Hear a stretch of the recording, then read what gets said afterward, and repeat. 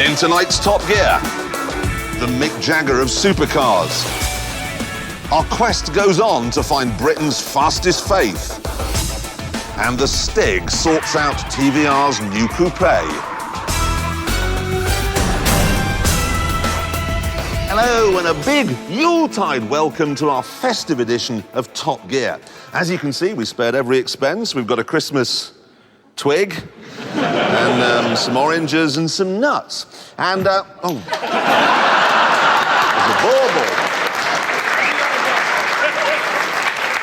No, I tell you what, let's just forget about Christmas, shall we? Let's talk about big, shiny 4x4s. Now, they tend to be bought predominantly by people who live in towns, so that when they go to the countryside, they think they'll blend. Really? This is the countryside.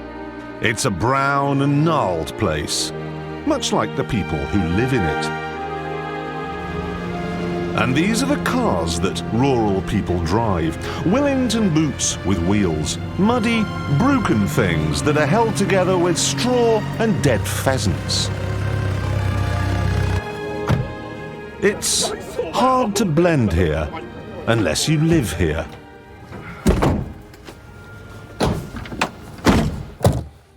This is my off-road car. It's a Toyota Land Cruiser Amazon.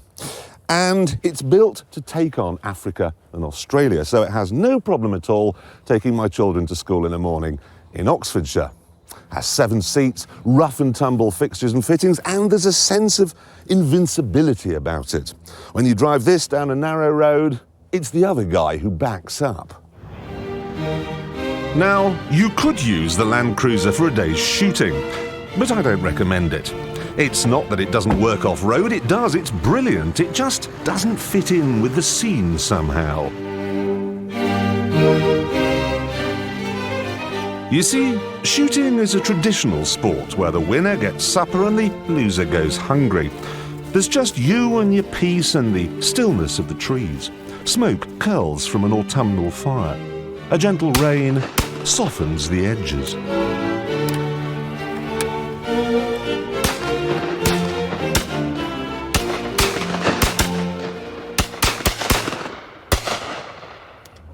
And in this traditional scene, the Land Cruiser's just too chintzy somehow.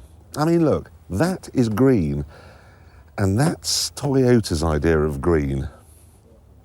It just doesn't work. The BMW X5 is also hopeless, but for a different reason. Yes, it's big, and yes, it has four-wheel drive, but that's the end of the story. It doesn't even have off-road tyres, and that's like coming out here in a pair of Jimmy Choo pumps. This car is Milli Vanilli. Looks good on paper, but actually, it's just miming. On even the gentlest of tracks, it gets stuck, and the beater will drive by in his old Land Rover, laughing at you.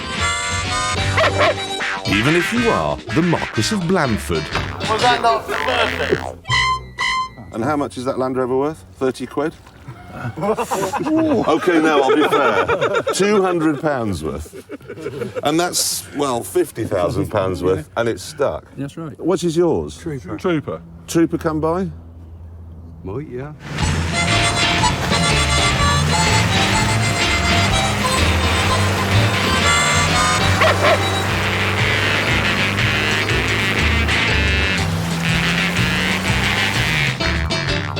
The really strange thing is that Land Rover is exactly the same age as me, and it's the only thing that's got up this. I couldn't get up this hill.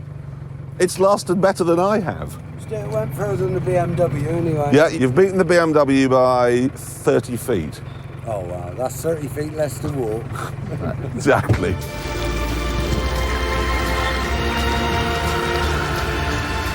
So what about the Jeep Grand Cherokee?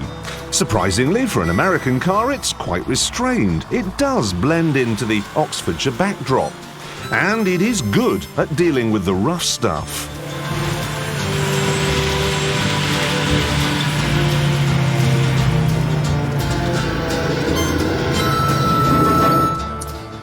But Good though it may be out here, it does have one or two problems. It's quite agricultural feeling.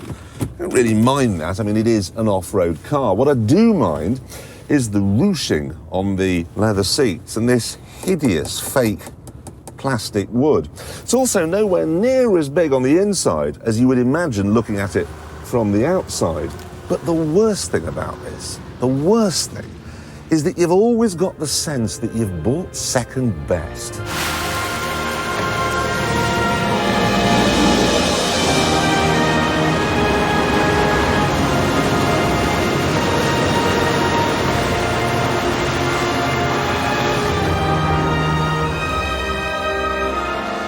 The new Range Rover is £20,000 more than a Jeep.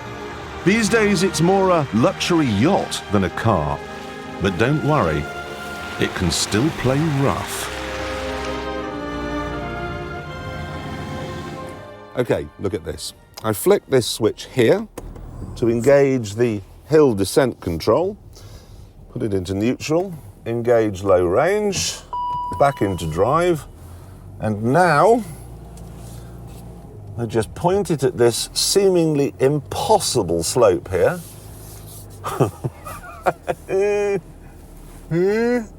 And now I'm going to do something you might think is mad. I'm going to take my foot off the brake, okay?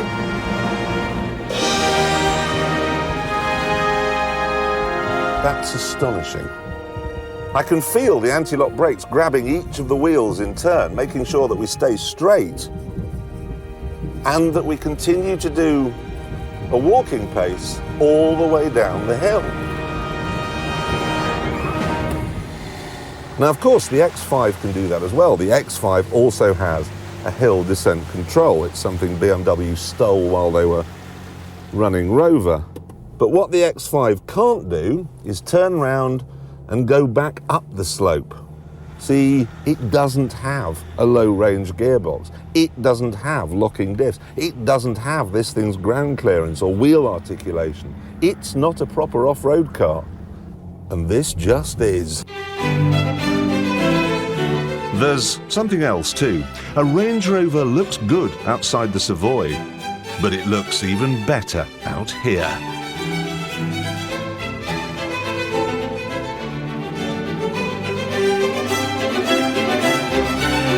Now, there was a time when Range Rovers were king off the road, and they still have an air of invincibility about them. But believe me, you can still get these things stuck.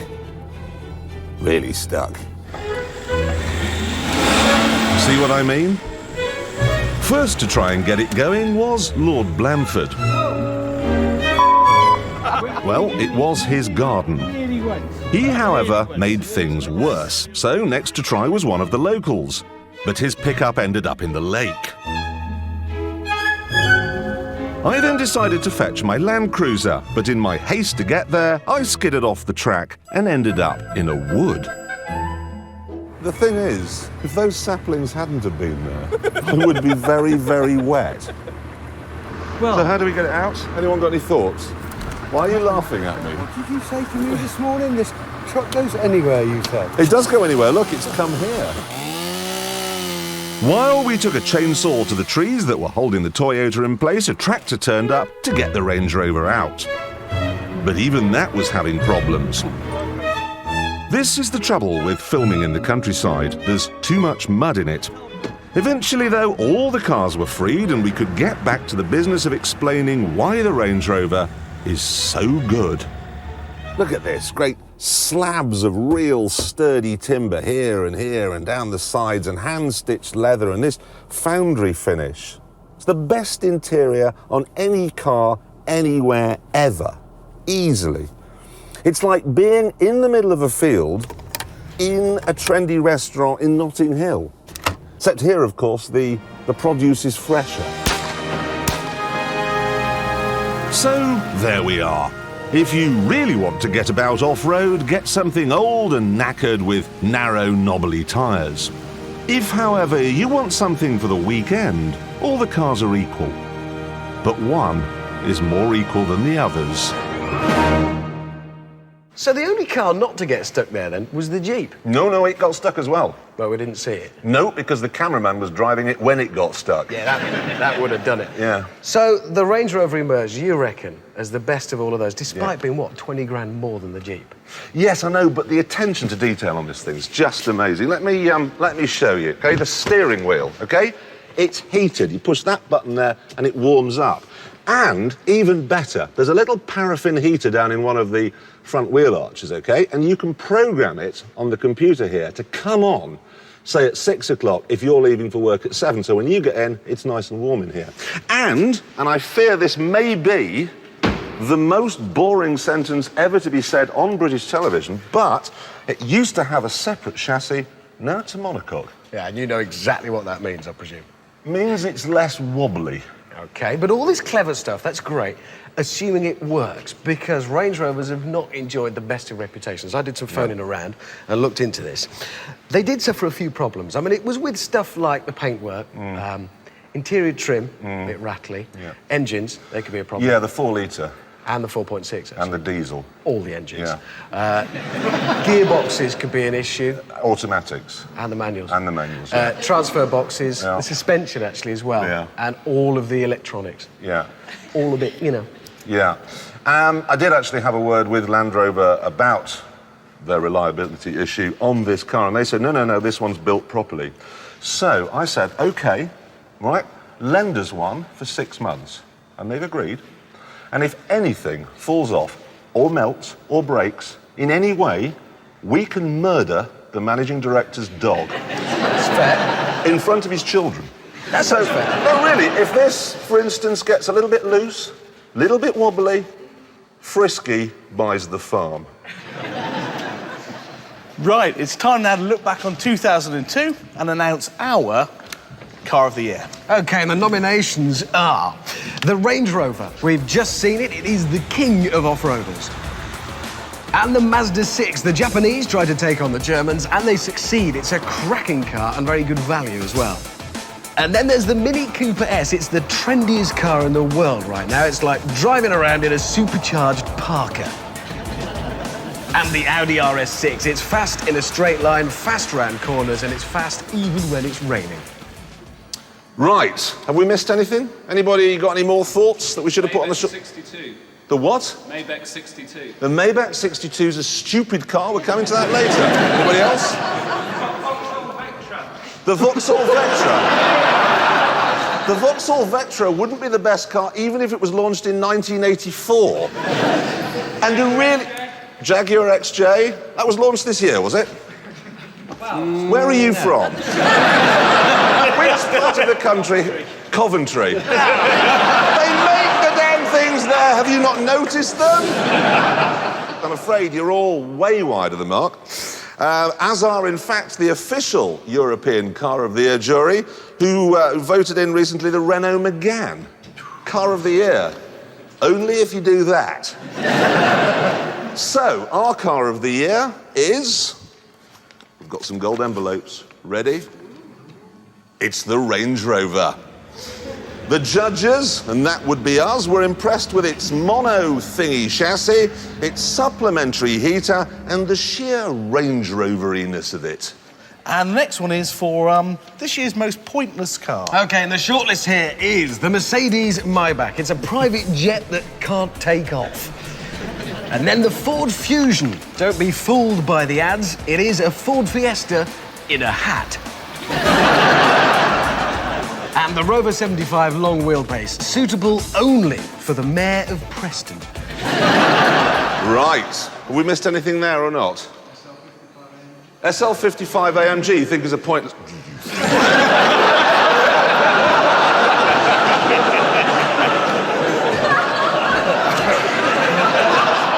So, let's go to the actual winner, which is...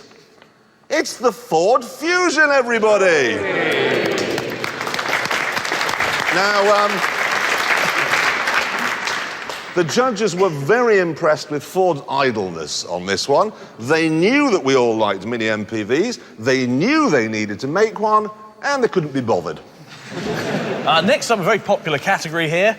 It's the weirdest Renault category. OK, weirdest Renault of the year. The nominees are as follows. The Velsatis. It's a businessman's car, but only if your business is Enron. The Megane, a family car, but only if your family is the Osborns. And the Avantime, it's a sporty coupe, but only if you don't want a car that's sporty. Or a coupe. And the winner, the weirdest Renault of the year is, in true mad Renault style, it's the Nissan Micra. The judges noted that the designer had plainly got too much ink in his pen.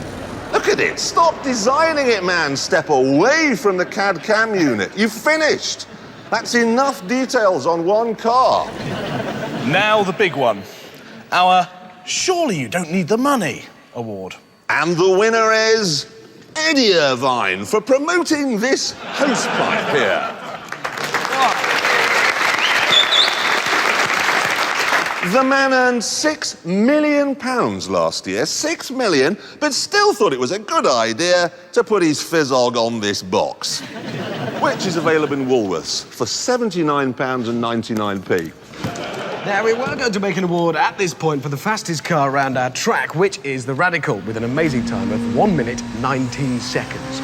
But it seems that the Germans have been monitoring our broadcasts, and they got in touch and they said that they've got a couple of cars which they think could blitzkrieg our track. This is the AS1. It's powered by a bike engine, the same Suzuki Hayabusa unit that we saw in the Radical and in the Westfield. It's, where is it? It's gone. Well, wherever it is, they've bored it out to 1.4 litres. Now, that doesn't sound like much, but the AS1 only weighs 600 kilograms. That's the same as my shoes. So, it should go like stink. However, I'm more interested in that. It looks like a normal Audi TT with a few stickers on it. And it has a normal Audi TT engine, 1.8 litres with a turbocharger. Thing is, though, it's been tweaked a little bit so that it now develops 400 brake horsepower. And that's the same as a Ferrari 360. Now, in a normal TT, the engine drives all four wheels. But in this, the engine drives the front wheels. The rear wheels are driven by a little something in the boot. Another 400 horsepower engine. It's got two engines, 800 horsepower. Obviously, they have to have a go.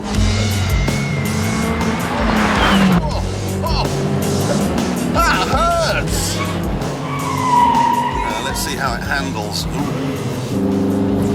Corners are best taken with your eyes shut. That's my tip. Two engines. It's ridiculous. Twice the fuel bills. But, must be said, twice the fun. Great. But these cars must now face the acid test. Bitte willkommen Sie. Das Stig. And it's the AS1 first, but it's got no stereo, so the Stig's in a bad mood. Now, it may not look fast, but it's got hardly any body roll at all. Just look how flat it stays through the hammerhead.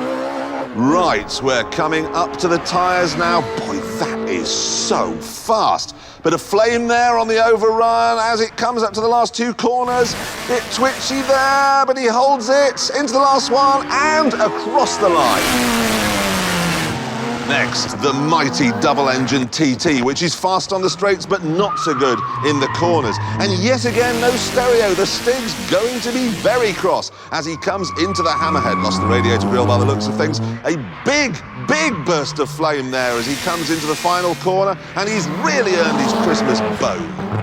Well done, the Germans. That was a very good effort. So, the times. Here is our power car lap time board. And at the top, there's the British Radical with an amazing 1 minute 19. Very, very good car. So let's see how the Germans did, OK? First of all, the MTM Bimoto with its two engines, all very, very clever stuff from the Germans. Time was 5-1. No. No, that's not it. That's a score. What made it as a score? It's 1945. 1966. No, that's wrong again. It's actually 1 minute 28, which is very, very good. That puts it faster than a Lamborghini and about 9 seconds slower than the British Radical. There we are. So what about the AS1? Well, very clever little car again from the Germans. That managed it in an impressive 1 minute 29. Oh, dear. Which is a very commendable effort. Oh, dear. Not as quick as the British Radical, which remains as the fastest car of the series at 1 minute 19. Great news. OK, now, a couple of weeks ago, we had a race on our track to find Britain's fastest faith, and it was won by the Church of England. Trouble is, no Muslim took part, because when we filmed the item, it was Ramadan. And during Ramadan, Muslims are forbidden from eating or taking part in any form of motorsport.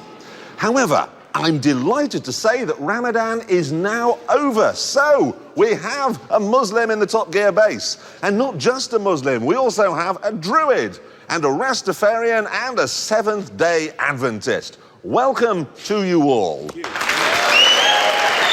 Now, you are enormous, frankly. What's your name? Pastor Gary Gordon, Pastor Gary Gordon, good. And you live where? Oxford. And what do you normally drive? Peugeot 1.9 diesel. Did you have any idea what you were supposed to be doing today? Some idea, yeah. Well, you wouldn't have been getting much practice in your Peugeot diesel, that's for sure. OK, so you are, well, a Rastafarian, as a guess. Absolutely, yes. Good. And what's your name? Levi. What do you drive? Work-wise, I drive a Mondeo diesel. Right, another diesel It engine. is interesting as the Peugeot. Yeah. Do you do any motorsport? I have dabbled, yes, this season. I've been in the British Rally Championships. Oh, really? Only in a showroom class polo, but It doesn't matter, you've been doing some serious motorsport. left-hand drive. And You've had it. You've all had it. You've all had it. It's like the C of E guy. He did a bit on the side, albeit in an MG, but he did a bit on the side. Right. And you, well, what's your name? My name's Arthur Pendragon. Arthur what, King Arthur? That's the one. I thought he was a fictional character. No, I'm not fictional, and nor's me sword. Oh, right. OK, finally, at the end, you are? Tariq Nassim, Tariq Nassim, and you live where? West Sussex. And you drive what? I've got Skoda RS. A Skoda Octavia. RS, quick car. Mind you, there is a little note I've got here that you once took it to Paris, but you misread the speed signs. I did. You thought 130 kilometres an hour was miles an hour. Brilliant. OK, well, we're going to find out how you did on the track, what you did this morning. Plainly, you've kept the car in one piece, which is more than can be said for the bishop who came here a couple of weeks ago. never trust a bishop. No, exactly. And you keep off the grass.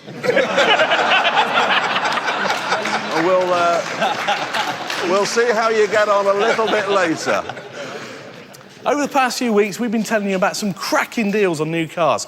Remember the Volkswagen Passat for under 11 grand? Or the Fiat Stilo for 7,995? Or best of all, a Ford car for 4,995. I'll tell you, it's never been cheaper or easier to buy a new car. And the net effect of that is it's killing the value of second-hand ones. In fact, at the bottom end of the market, something like this, they're practically giving them away.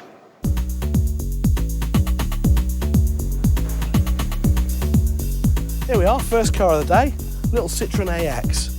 It's got less than 40,000 miles on the clock, but because it's 7 years old, I can buy this car for around £1,300. Now this is a Citroën AX Elation, it's a limited edition.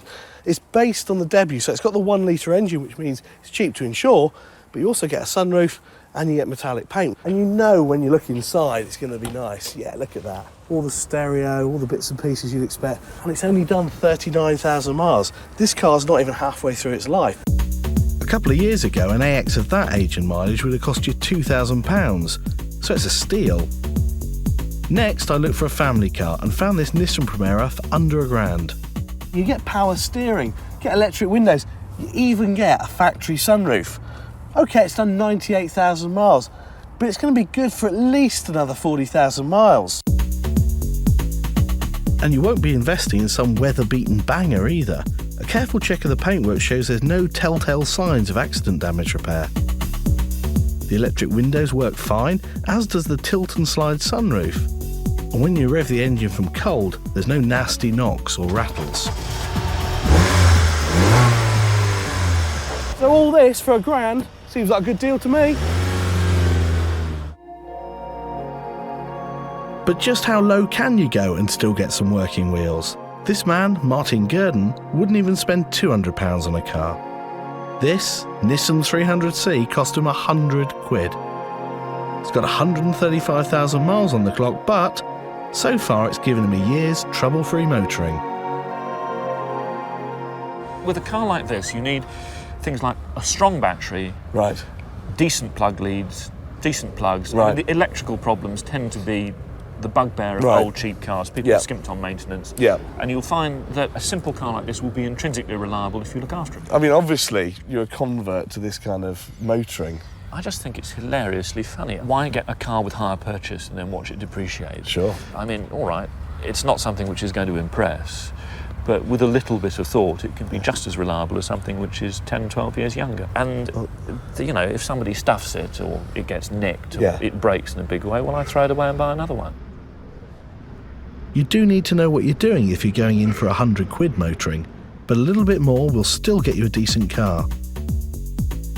This Vauxhall Astra CDI, it's got power steering, electric mirrors, and you even get a factory sunroof. Look at this, £450, and that's from a dealer. If you're brave and went to an auction, you might get it even cheaper. But it's not an old nail. It's done 90,000 miles, it's got some service history and a new MOT. Plenty of life left in this. One reason why you can pick up cars like this so cheaply is that they've got time bombs in them. By time bombs, I mean something that if it goes wrong, it'll cost you more than the car's worth to repair. Modern cars have onboard computers, and if they crash, you've had it. You'd be better off scrapping the car.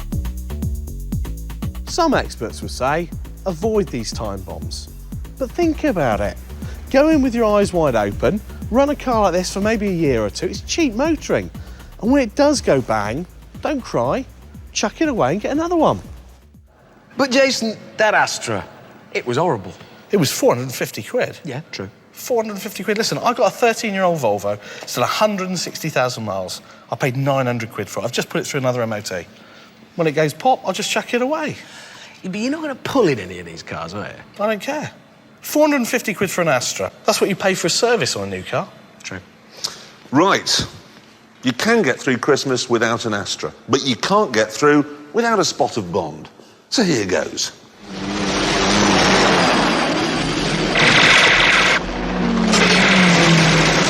You ever got the feeling somebody doesn't like you?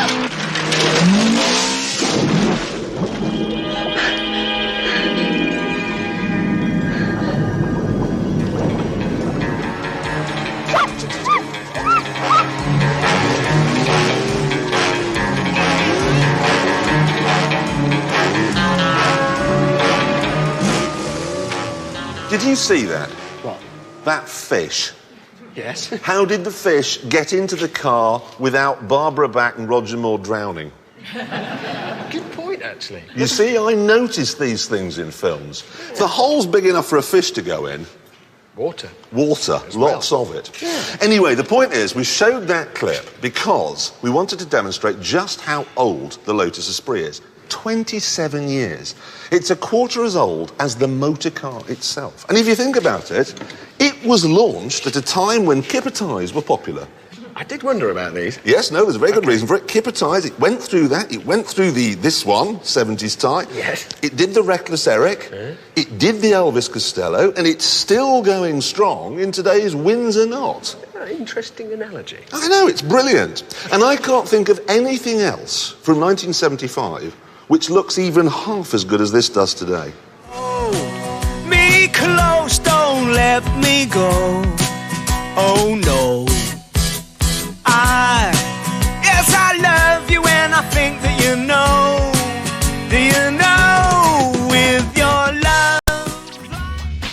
Just about the only thing that's 70s about a Lotus Esprit today is the price. At £50,000, it's half as much as a Ferrari 360. But don't think it's half the car.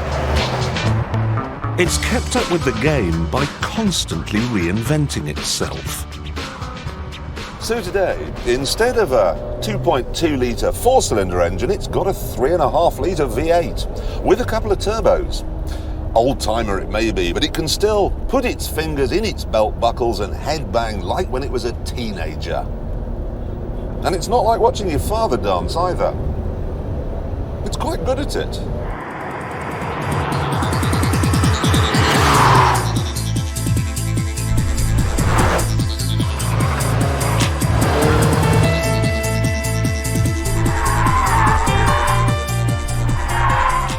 The Esprit offers 266 brake horsepower per tonne, and that's more than you get from a Mercedes SL55 or a Porsche 911 or even a Ferrari 456.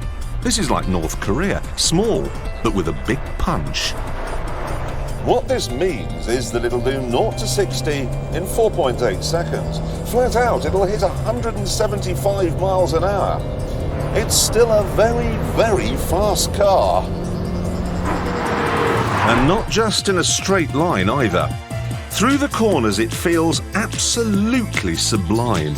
There's a hint of understeer to let you know you're getting near the edge, and then if you keep on pushing, a glorious adrenaline rush as the tail slides wide. It is beautifully balanced.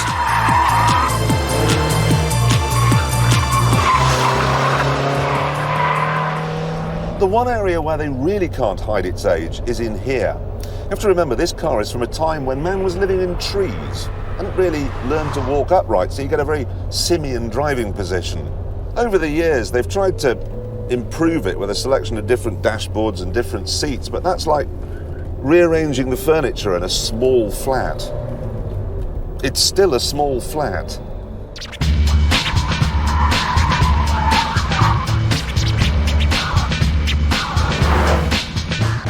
A lack of space, though, is nothing compared to this car's real Achilles heel. Its gearbox.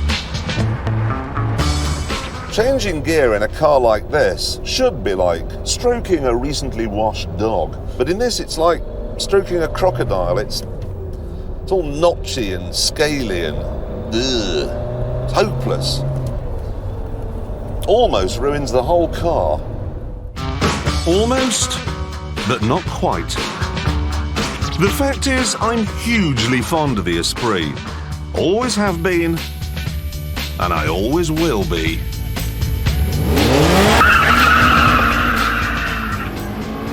So you love the Esprit, great. Thing is, for how long? That's the big issue, because the gearbox, the thing that actually spoils it, is likely to be the thing that kills it, because they got it out of a Renault 25. Renault stopped making that years and years ago, and they're basically running out. And the problem is, they can't just make their own gearbox to put on the engine, because, well, I mean, how many do they sell a year? Half. Exactly. It's going to cost about £1 million. It won't work. And if that kills it, that's a real shame. Because if you ask anybody of our sorts of ages to draw a supercar, that is what they'll draw. I know, it is the perfect supercar shape. And do you know why? It's got pop-up headlamps. Yep. I love pop-up headlamps. When I was a kid, all I wanted was a car with pop-up. Anything, as long as it did a car that. with pop-up. And do you know how many cars are made today with pop-up headlamps? This and one other. Anyone want to guess what it is? RX-7? RX-7's not made today. MX-5 doesn't have pop-up headlamps anymore. Porsches don't do pop-up headlamps. What? The Ferrari 456. He's got it, man, from Coventry. He doesn't know when to... Well done, it's the Ferrari 456 is the only other one. I think we should have more pop-up headlamps. Why don't they? Where have they gone and why? They say, this is great, they say it affects the aerodynamics. Well, you shouldn't be driving that fast at night anyway. Exactly. So leave them as they Bring are. them back. Anyway, we've still got one thing left to do with this car, of course. Unfurl the Stig. When we asked the Stig to drive the Esprit, huffed and puffed and stomped about saying he didn't like Lotuses very much. I asked him why, but he just stomped about a bit more. The only way we could get him inside was by buying him a Moody Blues CD. Nights in white satin, never reaching the end. The thing about the Esprit is that it's not just fast in a straight line, it's also balanced in the corners. Look at that. The only thing that lets it down, really, is the brakes. Not that he's using them.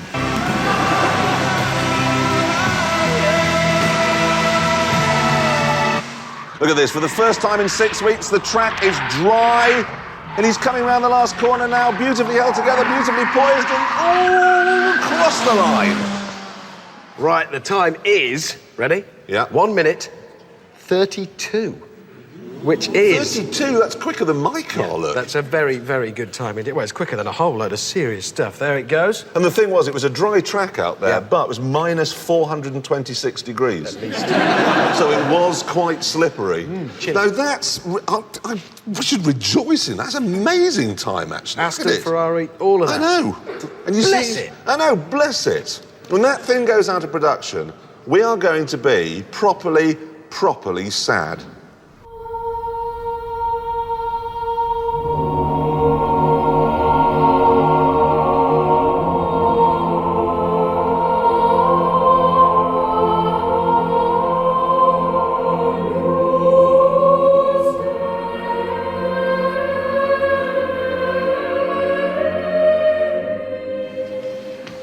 Right, the news, and we thought this week we'd look at what to look forward to next year. Yes. Because although we're losing the Esprit, there's quite a lot of supercars to get excited about. Quite a lot's an understatement. It's about 500,000 of them.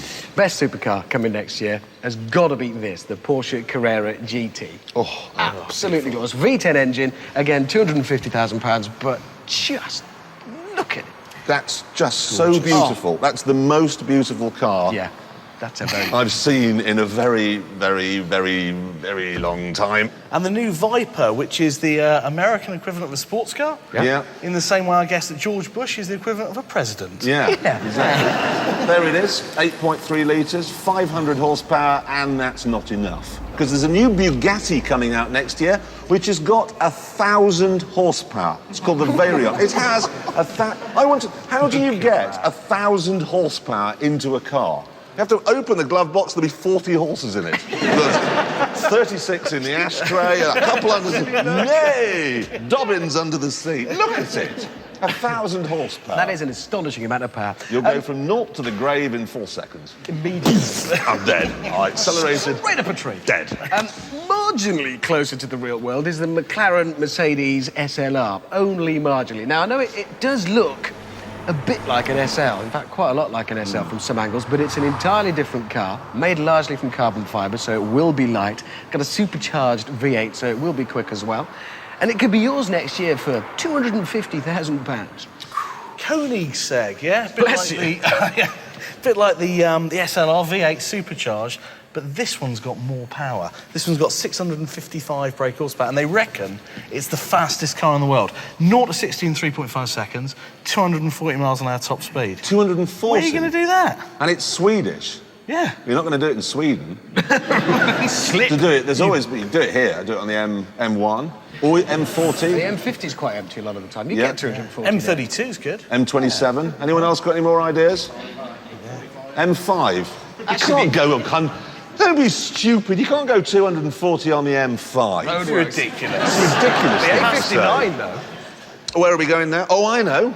Ascari. Yet another supercar. We've actually got it in the studio. This is the first one, OK? It's made in Banbury by a company called Ascari, which stands for Anglo-Scottish Car Industries. Didn't know Banbury was Anglo-Scottish, but there we are. It's got a 5-litre V8 engine, but they've asked me not to say where it's from. Secret. It's a secret. OK, fair enough. BMW X5 we had in the studio earlier. Nice engines. Yeah, nice engines. Yeah. Very nice. Anyway, what can we say about it? Well, the problem is, of course, there's a lot of British companies come along and set themselves up, you know, hoping to make these low-volume sports cars. There was Lee Francis, there was Jensen, Marcos, Strathcarron, and... They've all gone out of business. All of them. So we wish Ascari the best of British. No, not the best of British. Sorry, wish them the best of luck. Fingers crossed. Yeah. But anyway, listen, if you can't afford it, you can't get any of these supercars, and there are lots of them coming. Don't worry, there's quite a lot of sports car coming as well. Chrysler, for instance, is launching the £26,000 Crossfire. Here it is. Now, it's basically underneath. It's a Mercedes SLK. It was designed by a British person, and it's been built in Germany. So that's a car for America to be proud of.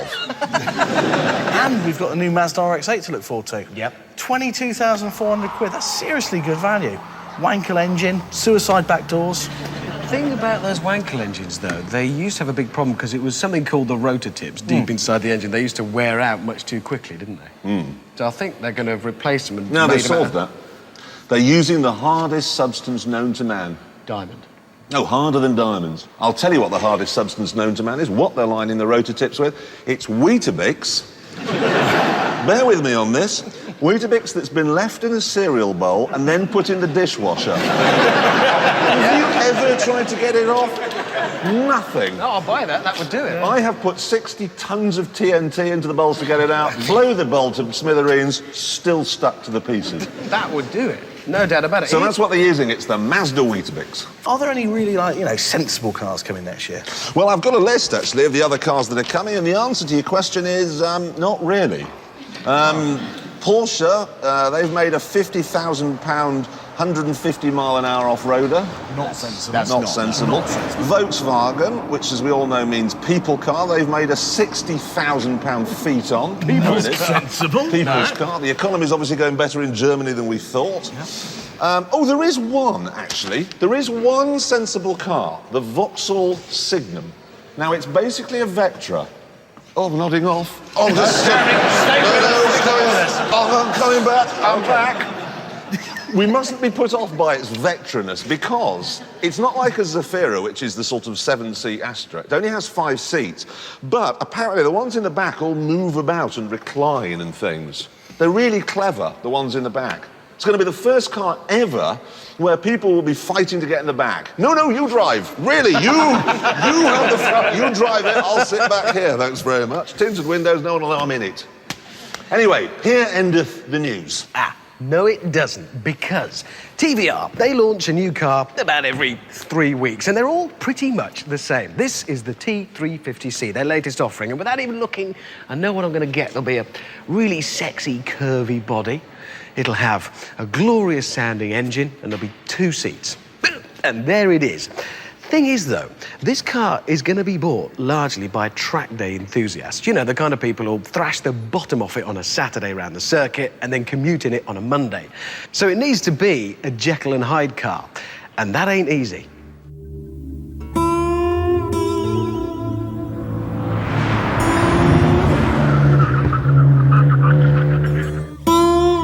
The new car uses TVR's proven Speed 6 engine. It's good for 350 brake horsepower and will take the T350 to 60 miles an hour in 4.4 seconds. It's a hard rather than a soft top, and that makes it stiffer. And those curves were designed with aerodynamics at the top of the priority list. All of which is good news, both on the road and the track. But where it gets a bit tricky is the setup, the suspension, the chassis, dampers, springs, all of this kind of caper. Got to get it right.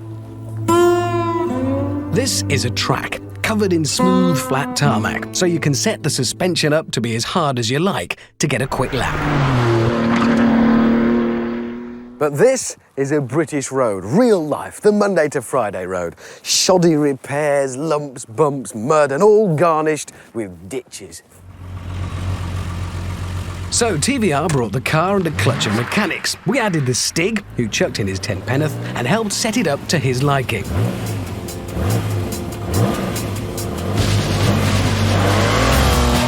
The car doesn't even sit down when it leaves the line. And look at that, it corners dead flat. There's absolutely no body roll at all. That is very fast. And a good lap time of 1 minute 28. But in the process, he's made the car twitchy, edgy, and Stig-like. Right on the limit.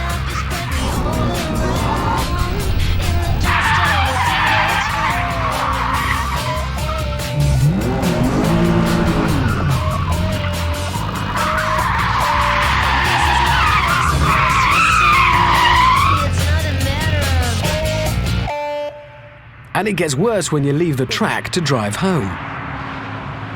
I think the Stig should stick to driving cars rather than messing about with them, because this is absolutely awful on the road.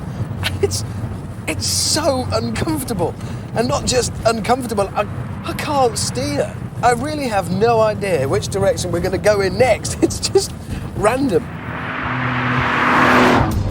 So it's back to the pits, and the Stig is told to get a grip on real life and help TVR set the 350 up so that we can all use it.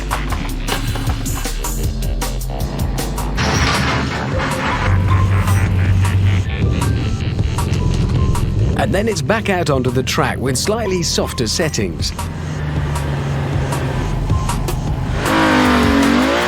And straight away you can see there's more movement from the body, more body roll through the corners. And yes, the time is actually a second slower at 1 minute 29 for the lap, but that's still a very good time, and it's a lot more predictable. Out on the road, it's much better, more usable and drivable. If anything, it's faster in the real world. We'll let TVR finish the job off, but at least now they know where the limit is.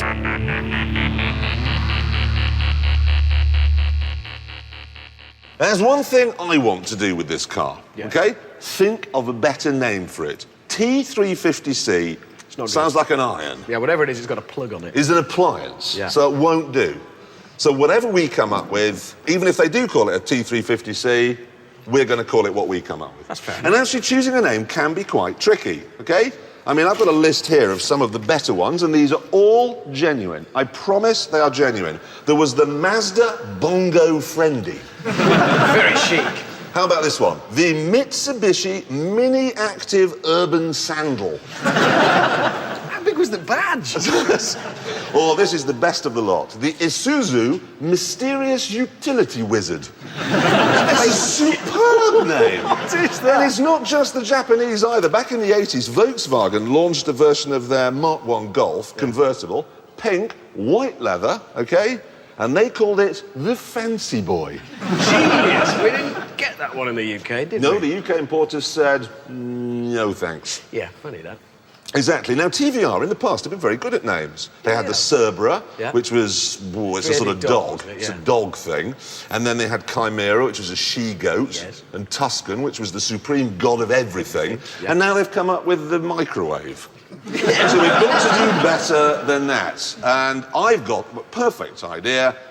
Ready? The Widowmaker. Oh, absolutely. You can't call a car Widowmaker. That's awful. Can? I just have. It's the TVR Widowmaker. They called the Starfighter jet in the 60s. That was a Widowmaker. Pilots queued up to fly it, killed themselves, and then another one took their seat. Everyone wanted to fly it. You can't. But I know where you're going, though. It needs to be that sort of forceful, like, TVR Armageddon or Armageddon. Anyone else got any ideas? Poseidon. Poseidon. Quite like that. Quite like Poseidon. What's it the god of? The sea. The sea. Pertinent. Anyone else got any? What? Thor. Thor. I like Thor. Thunder. Yeah, TVR Thor. It's got a bit of oomph to it. That's very, very poor. The wizard. No, it's a wizard. I don't quite like the TVR Harry Potter. There's something about it. It's like the TVR Famous Five. But the TVR Beatrix Potter. Peter the Rabbit. We could go on forever, you I think idiot. you're missing the point. It's the Paddington Bear. Oh, That's that's perfect. But I think, if I'm not allowed to call it Widowmaker, how about the TVR Valhalla? Yeah, wasn't that where What the do you mean, Vikings... yeah? That's, in fact, I've decided. It's the end of the Oh, discussion. it's like Cool Wall all over again. It is. It's like the Cool Wall. I've decided. We've heard some great names, but this is, whatever TVR call it, the Valhalla. The end. That's it. That's where the Vikings hung out, when they were dead, isn't it? Yeah, dead Viking burial ground. TVR. Perfect. Well, there's no point in arguing, fair enough. We've sorted it. That's a relief. Anyway, now's the time, the second coming of our fastest faiths, and we're going to find out whether any of our chaps here were quicker than the Church of England.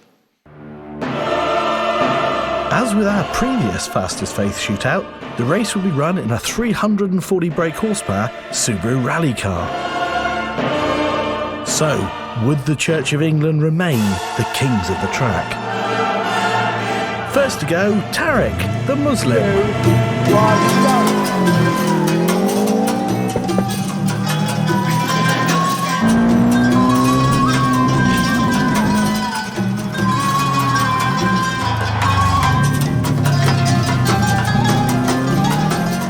Tarek was doing really well.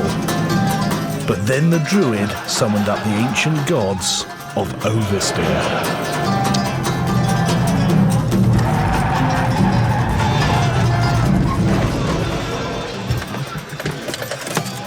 Just one spin. You do score extra for donuts, don't you? But Tarek overcame the wizardry to finish the lap.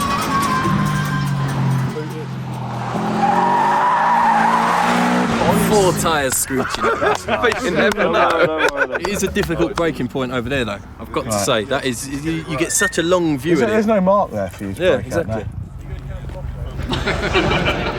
Next up, Arthur Pendragon, member of the ancient and modern Druid Order, priest of Merlin and the Horn God, battle chieftain, high priest of the Dragon Coven, and a Morris Oxford driver.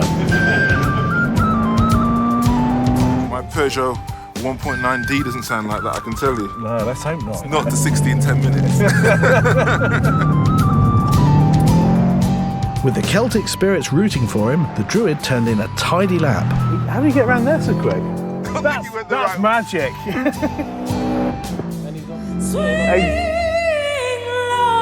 Gary, the Seventh-day Adventist, was next.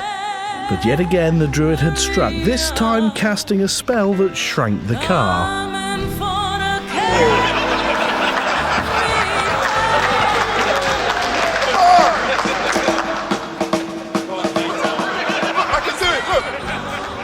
It's nothing. Any suggestions? Why don't you sit in with me and come round with me and we'll do it together? Oh, like kind of a co-driver thing? I'll be fine. I'm too, well, let me just put it this way. Yeah, I'm too manly, thank you. I'm too big for the car. That left Levi, the Rastafarian, who called on the spirit of Jah. Yes, Jah Almighty, let's go. And by now, the Druid was out of spells.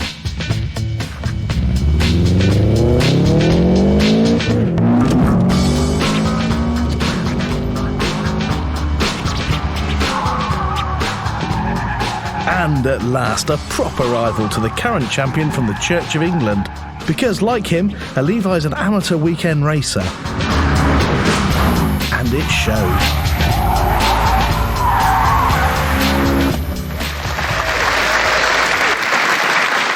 Superstars, one and all, and what a complete tragedy.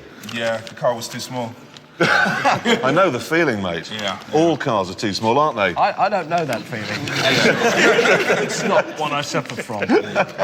Why do I have to stand here? Let's do the results. Right, here we go, in reverse order, as is traditional. In 4th place, that'll be you, Gary, because you couldn't get in the car. Scored a time of, so far, about 4 hours. Going well. Not to worry. 3rd place, King Arthur, kind of predictably, really, with a time of 1 minute 48. In 2nd place, Tarek, with a very good time, 1 minute 41. Thank you. Now, the big question is, we know at this point that the Rastafarian, Levi Doctrove, has won, but the big question is, have you beaten the Church of England? Now, when they came here, they went round in 1 minute 37 seconds, faster than all you lot. You went round in 1 minute 31 seconds.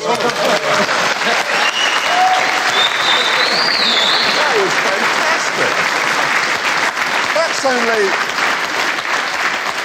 That is only, well, it's less than 2 seconds off the pace set by the Stig. That's an unbelievable performance. Jason, bring in the trophy.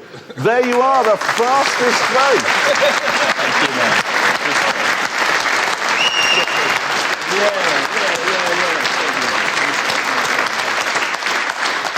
Well, actually, it's the fastest faith for now, unless we can find a smaller Seventh-day Adventist or a bigger car.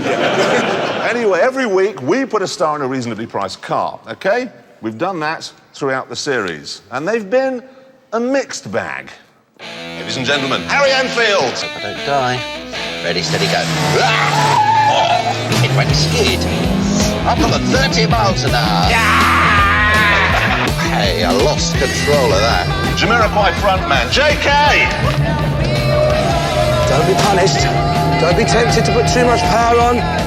That's beautiful.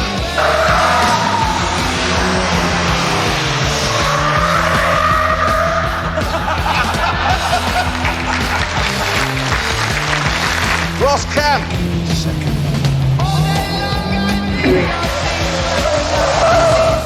Rubbish. I hate you. I hate you so much, Gloves, and I'm going to get you back at some point. Jonathan Ross. But look at that magnificent turn. He wasn't. In this bit, I think I have to go around the edge. You look ridiculous.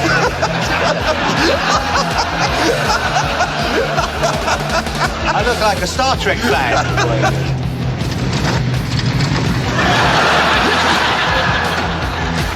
You're lucky I'm still alive. Do you think I care? No, but you're lucky. Who'd like to see some of the practices that he had? Here we go. I thought it might be faster. Ladies and gentlemen, Steve Coogan. There's a Glad I cleaned my teeth. There's a gradual build-up of terror by the looks of things. Start with mild panic. Well, that's quite neat. I drive a Lexus. 53. Ross Kemp's going to be so angry about that. Ross Kemp. Sarah Palmer Tomkinson. I'm coming up to Harvey Nichols and the shop's about to close. I mean, last thing you want, sexy man on the street, wave to him. Don't crash, but when I park, I think that the bumpers are there, so you go bump, bump, bump, bump, in. From Status Quo, Rick Parfest. Oh no, that's... Beautiful. Oh no, there's more. Probably broke wind. Back on.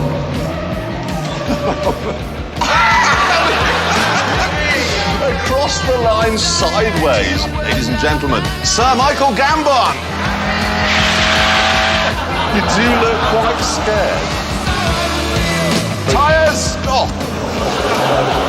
You were very close to the tyres there. You're supposed to be. Yeah, no, well, it was beautifully. Actually, you're off the... You hit...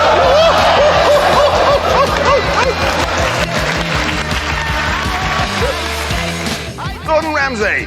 Bloody hell, I could have swore I just saw a traffic warning. That taste of petrol. And that was done on the Subaru Forester, a flat 4 engine. It's a very good base.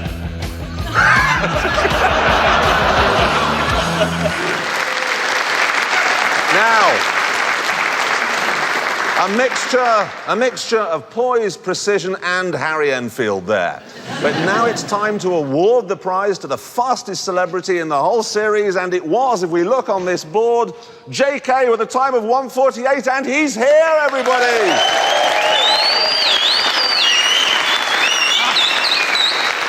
Well done. And there it is. Look at the sound. I should apologise for the end that's come off the there. BBC has really pushed the boat out. Slightly broke. Would you like to make a speech? A little Tom Hanks style acceptance speech would be good. No, it's okay. I'd just like to say to everybody that it's one of the greatest days of my life to get this to get this award, and you know, I mean, no Brit Award or Grammy could come close to it, and I just want to thank Jeremy, the BBC, God, Mum, everybody. Thank you. Fantastic.